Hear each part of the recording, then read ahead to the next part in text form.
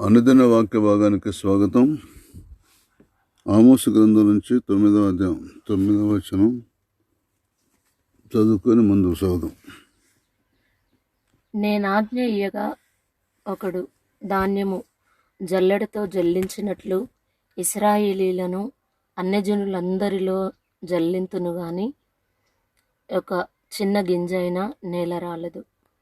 దేవునికి స్తోత్రం. చిన్న ప్రార్థన. పరిశుద్ధాన మాతాన్ని మీ మహాకనికరను బట్టి కృపను బట్టి మీ పాఠశాలకు వస్తున్నాం. మీ దయాదాక్షిణాలు మా మీద ఉంచండి. ఇదిగా నాయన ఆమోసు గ్రంథం నుంచి 9వ అధ్యాయం 9వ వచనం చదువుకున్నాం. నేను ఆజ్ఞ ఇయ్యగా ఒకడు ధాన్యమును జల్లెడతో జల్లించినట్టు ఇశ్రాయేలు అన్యజనులందరిలో జల్లింతును కానీ ఒక చిన్న గింజను నేల రాలదు అనే మాట మరి ఇప్పుడు ఆమోసు గ్రంథం నుంచి 9వ అధ్యాయం 9వ వచనం చదువుకున్నాం. ప్రభా, మేము ధ్యానించుకోబోతున్నాం. మీ దయా కనికరాన్ని బట్టి ఆ వాక్య భావన సత్యాన్ని మేము గ్రహించినట్లు సహాయం చేయమని యేసును ప్రార్థిస్తున్నాం తండ్రి. ఆమేన్.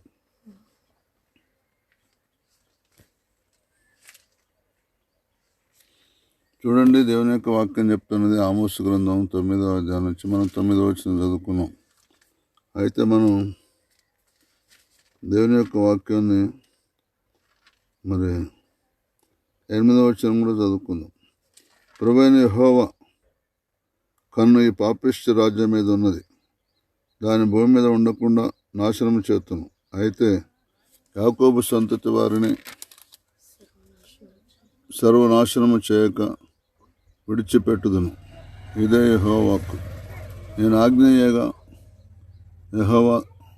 ఆజ్ఞేయగా ఒకడు ధాన్యము జల్లించినట్లు ఇశ్రాయేలీయులను అన్యజనులందరిలో జల్లింతును కానీ ఒక చిన్న గింజను నేల రాలదు.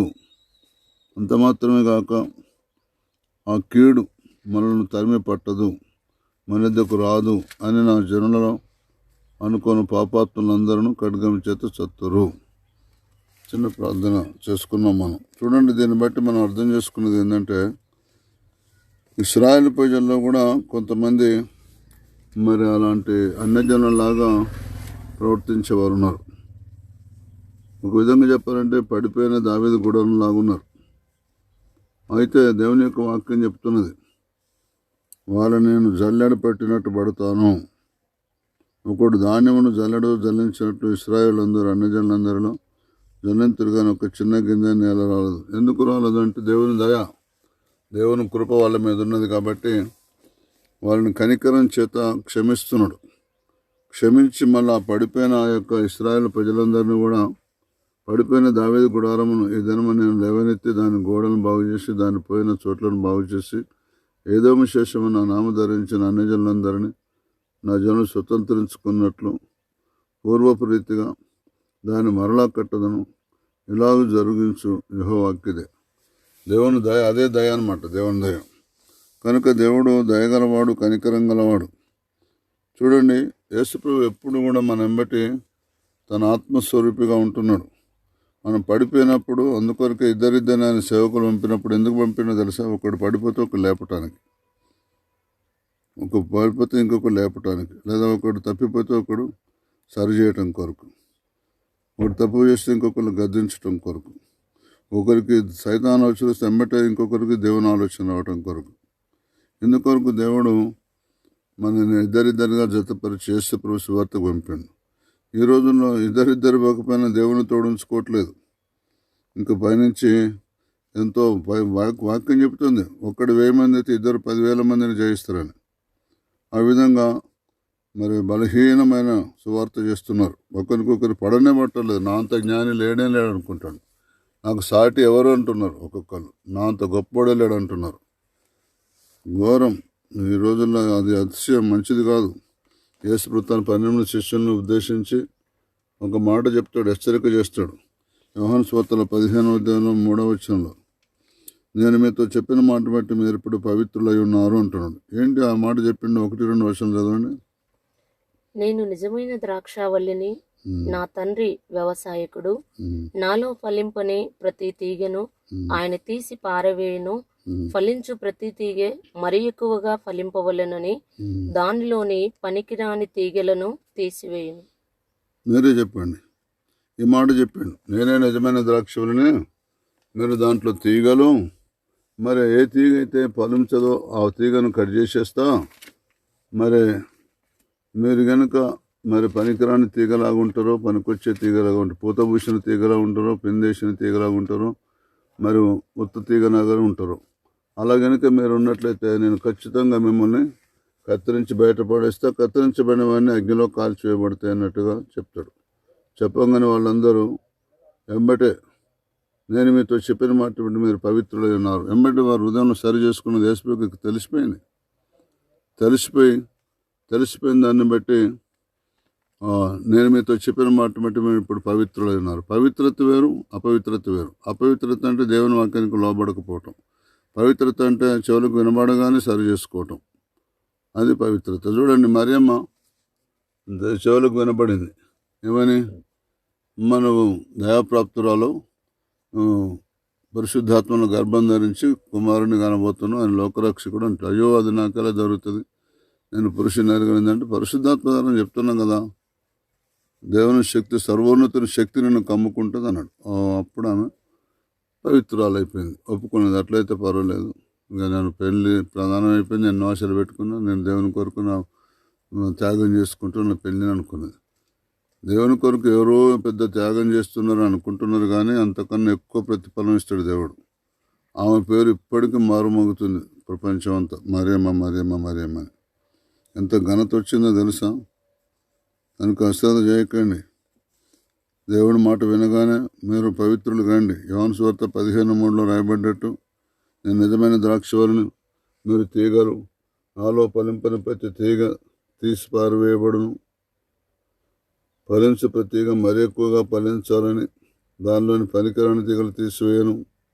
నేను మీతో చెప్పిన మాట మీరు ఇప్పుడు పవిత్రులై ఉన్నారు అన్న మాట ప్రకారం మన దేవుడు చెప్పిన మాటను చెవులకు వినబడగానే, కళ్ళకు దర్శనం కనబడగానే, కళలో స్వప్నం రాగానే, ప్రవచనం రాగానే, ప్రేరేపణ రాగానే, ప్రత్యక్ష రాగానే, సాక్ష్యం వినగానే, ఉపదేశం వినగానే, వాక్యం వినగానే వెంబట లోబడాలి. లోబడ్డ వాళ్ళందరూ పవిత్రులే, లోబడిన వారందరూ అపవిత్రులే. యెషయా గ్రంథం 65:18 చెప్తున్నది, ఇకను నీ దేశమున బలాత్కారమును మాట వినబడదు, నీ సరిహద్దులలో పాడు అను మాట గాని, నాశనము అను మాట గాని వినబడదు.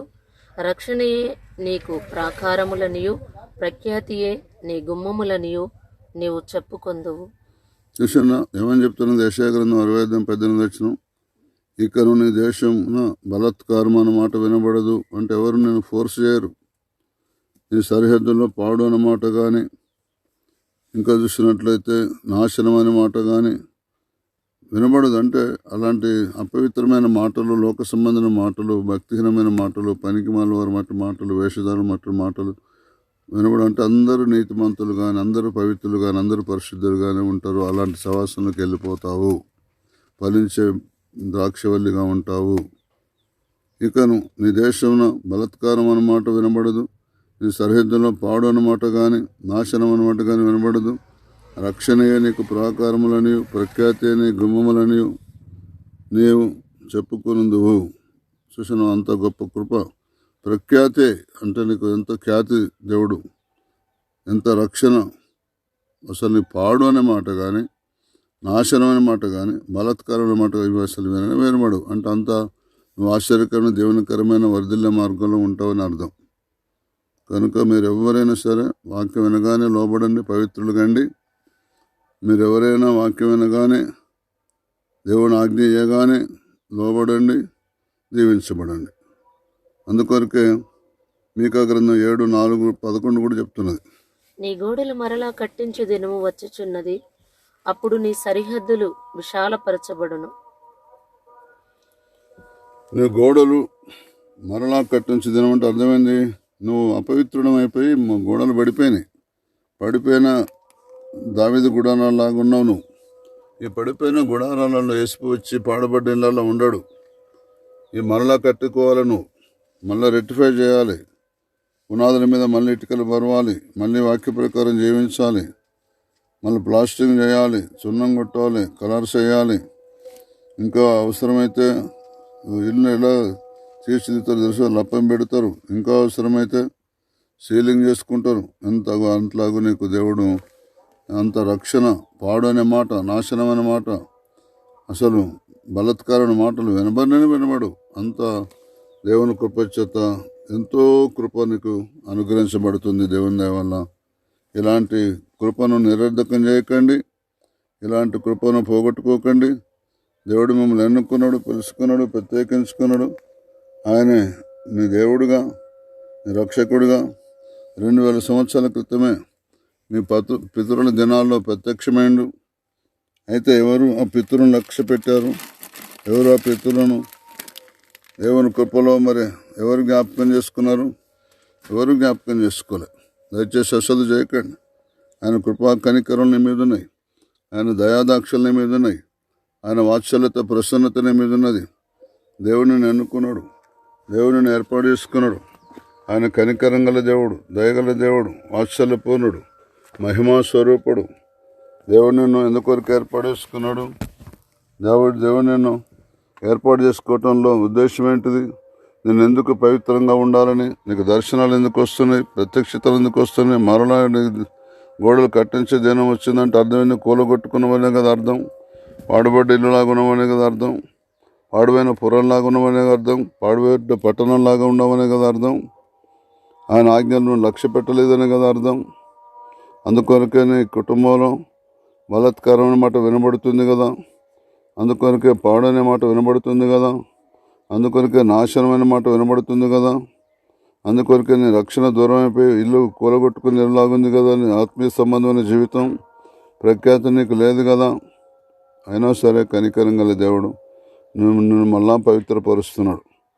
ఆయన మళ్ళా తన స్వరం వినిపిస్తున్నాడు. ఆయన మళ్ళా తన దర్శనం చూపెడుతున్నాడు, ఆయన కళ చూపెడుతున్నాడు. ఉద్దేశం ఏంటిది? నువ్వు ఆ స్థితిలో ఉండటం వీల్లేదు. ఆయన రూపం అనేది, ఆయన పోలిక అనేది. ఆయనను ప్రత్యేకంగా ఎన్నుకున్నాడు, ప్రత్యక్షపరుచుకున్నాడు. మీ ఇంట్లో నుంచి, మీ వంశం నుంచి ఎవరు ముందుగా ఆయన ఎన్నుకున్నాడో వారిని పిలిచాడు. ఎవరిని పిలిచాడో వారిని నీతిమంతులుగా తీర్చాడు. ఎవరు నీతిమంతులుగా తీర్చాడో వారిని మహిమపరిచాడు. ఎవరిని మహిమపరిచాడో వారి ఆత్మతో నింపటం మాత్రమే కాదు, జ్ఞానంతో నింపటం మాత్రమే కాదు, మహిమతో నింపటం, భక్తితో నింపటం మాత్రమే కాదు. వాడనే మాట ఇంట్లో వినబడకూడదు, నాశనమైన మాట ఇంట్లో వినబడకూడదు. ఇంకంత మాత్రమే కాదు, బలాత్కారం అనే మాట ఇంట్లో వినబడకూడదు. అంత ఆశ్చర్యకరమైన దేవునికరణ మార్గంలో పడిపోయిన ఇల్లును కట్టుకున్నట్టుగా, తిరిగి మళ్ళీ దాన్ని సరి చేసుకున్నట్టుగా ఆయన తన స్వరంని, ఆయన తన భక్తుల్ని, తన సేవకుల్ని, తన భక్తురాలను, తన సేవకురాలను, ప్రవక్తలను, అపోస్తులను, సువార్థికులను, కాపరులను, ఉపదేశకులను నీ కొరకు ఆయన సిద్ధపరచడంలో మరి ప్రణాళికలోను తప్పిపోయినావు. అందుకొరకే దేవుడు నిన్ను ఇక నీ దేశం మీద బలాత్కారం అన్నమాట కానీ, సరిహద్దుల్లో పాడు అన్నమాట కానీ, నాశనం అన్నమాట కానీ వినబడదు. రక్షణయే నీకు ప్రాకారంగా ఉండబోతుంది, ప్రఖ్యాతియే నీకు గుమ్మంలాగా ఉండబోతున్నది.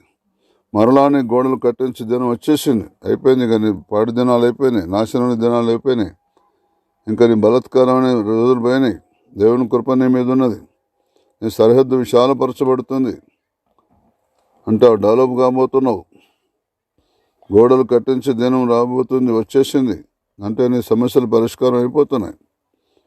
అందుకొరకే సామెతలు 27:13 ఇలా రాసింది, ఎదుటి వాని కొరకు పూటపడిన వాని వస్త్రము పుచ్చుకొనుము, పొరుల కొరకు పూటబడిన వాని వలన కుదువ పెట్టించుము. చూసిన, ఎదుటి వాని కొరకు పూటబడిన వాని వస్త్రం పుచ్చుకోనము, పరుల కొరకు పూటబడిన వాని వలన కుదువ పెట్టించుము. ఎదుటి వాని కొరకు పూటబడిన వాని వస్త్రము పుచ్చుకోనము.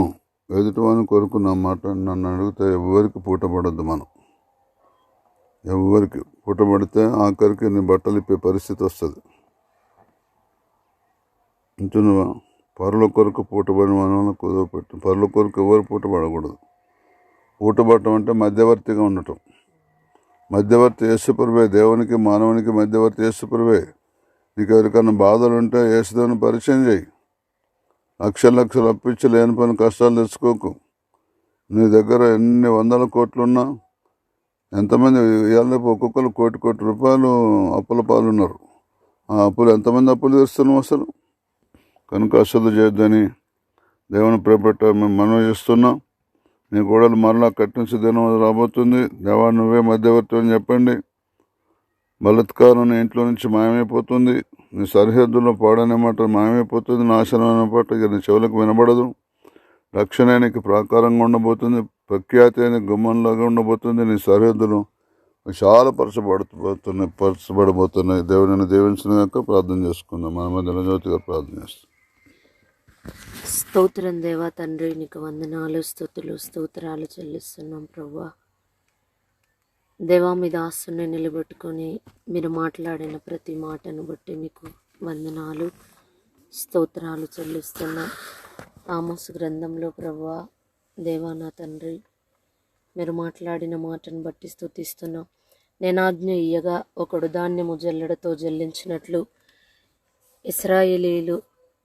ఇశ్రాయేలీలను అన్యజనులందరిలో జల్లింతును గాని ఒక చిన్న గింజ అయినను నేల రాలదని దేవా మీ వాక్యం సెలవిస్తుంది.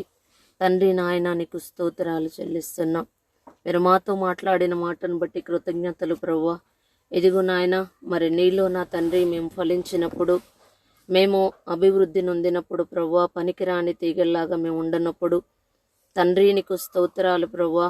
మీరు మమ్మల్ని ఆ రీతిగా మరి నాయన నీకు వందనాలు, పవిత్రతలోనికి నడిపించే దేవుడు. నేను మీతో చెప్పిన మాటను బట్టి మీరిప్పుడు పవిత్రులై ఉన్నారు అని సెలవిస్తున్నారు.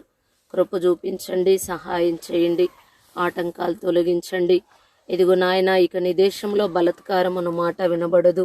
నీ సరిహద్దులలో పాడు అను మాట గాని, నాశనము అను మాట గాని వినబడదు.